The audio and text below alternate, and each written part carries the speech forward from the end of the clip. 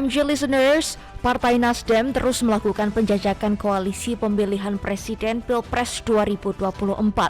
Koalisi tersebut diupayakan terbentuk pada akhir tahun ini. Ketua DPP Partai Nasdem Willy Aditya saat dihubungi Medcom pada hari Minggu 21 Agustus 2022 mengatakan, semoga sebelum akhir tahun ada kepastian. Willy juga menyampaikan penjajakan tak hanya dilakukan dengan sejumlah partai. Selama ini Nasdem intens berkomunikasi dengan Demokrat dan PKS. Bahkan penjajakan dilakukan dengan PDI Perjuangan pada Senin 22 Agustus 2022. Semua partai diajak berdialog dalam persiapan menghadapi Pilpres 2024.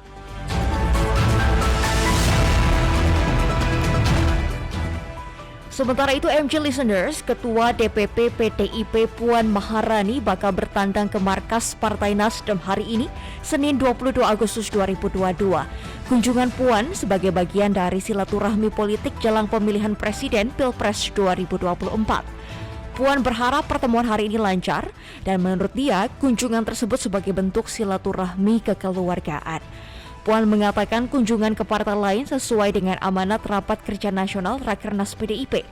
Partai menugaskan Puan menjalani silaturahmi kepada Ketua Umum Partai Politik. Dan MG listeners, saya akan diskusikan mengenai hal ini lebih lanjut dengan Ketua DPP Partai Nasdem, Martin Manurung. Selamat pagi Bang Martin. Yo, selamat pagi. Sehat Bang? Sehat. Oke. Untuk nanti rencananya Bang, kira-kira akan jam berapa sih Mbak Puan akan ke Nasdem Tower? Infonya jam 11 ya. Oke, jam 11 akan datang ke Nasdem Tower. Siapa saja nih Bang pejabat yang akan hadir dari kedua partai politik?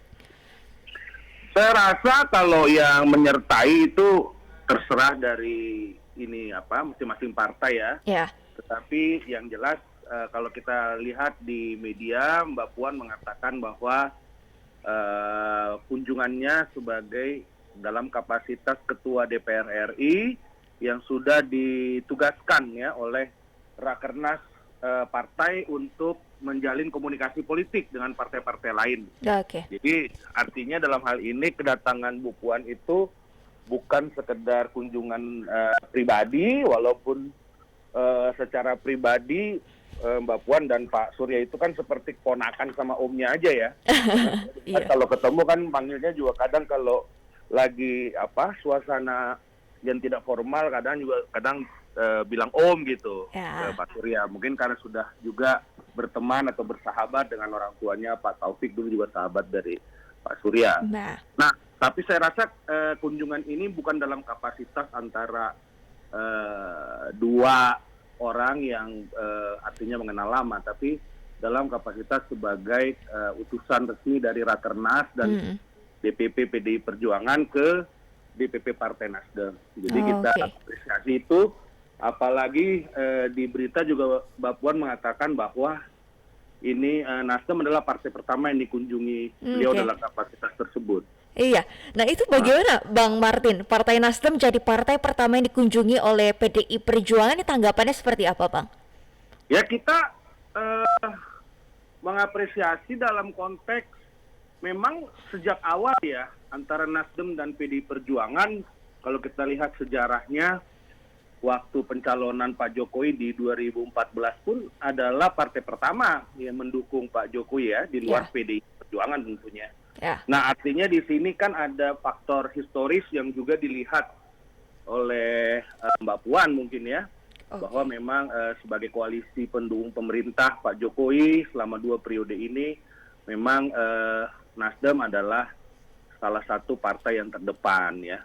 Nah jadi saya pikir hubungan historis selama 7 atau 8 tahun ini seharusnya juga bisa untuk menjadi satu bekal ya untuk melihat bagaimana pertama tentu evaluasi dari pemerintahan yang Pak Jokowi sekarang, masih ada sekitar 2 tahun lagi dengan target-target Pak Jokowi yang juga masih harus kita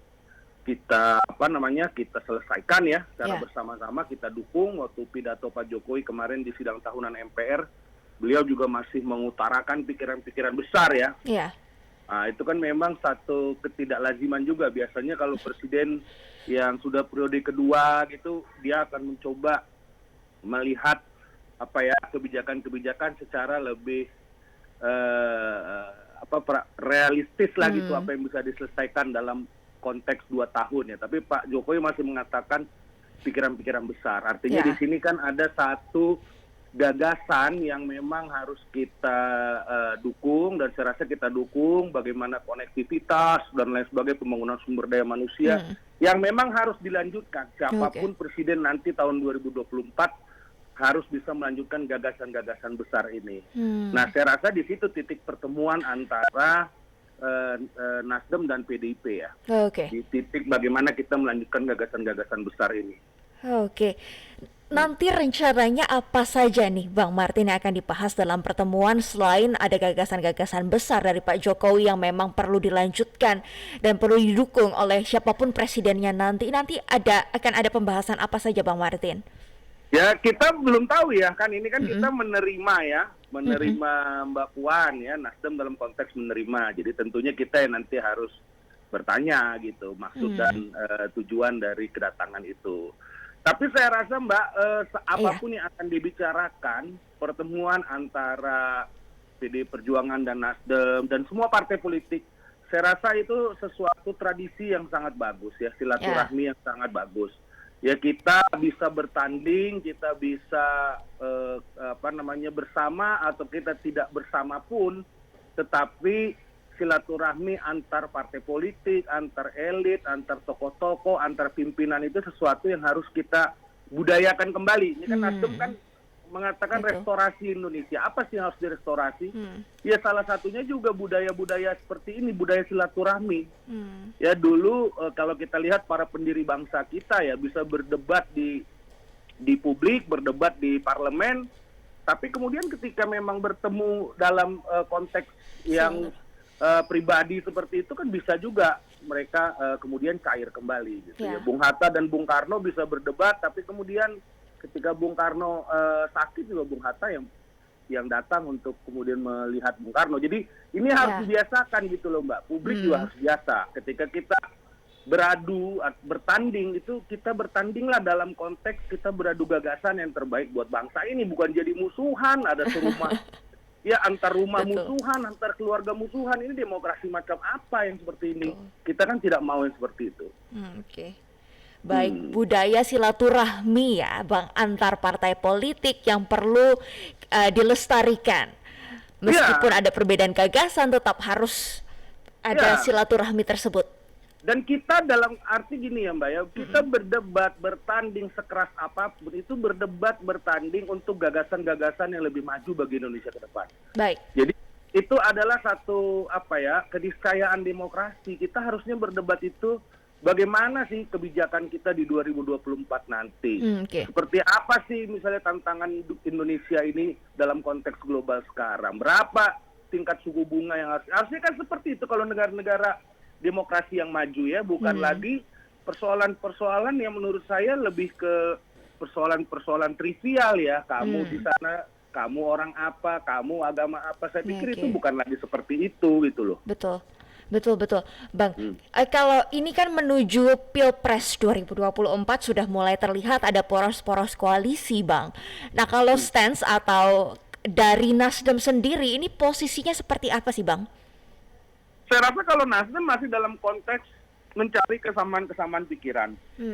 Ya kita sudah dalam Rakernas sudah menawarkan kepada bangsa ini, kepada publik 3 orang ya yang kemudian dinominasikan ya sebagai bakal calon. Ada Pak Ganjar, ada Pak Anies, ada Pak Andika. Di luar itu juga banyak yang diusulkan oleh DPW ya.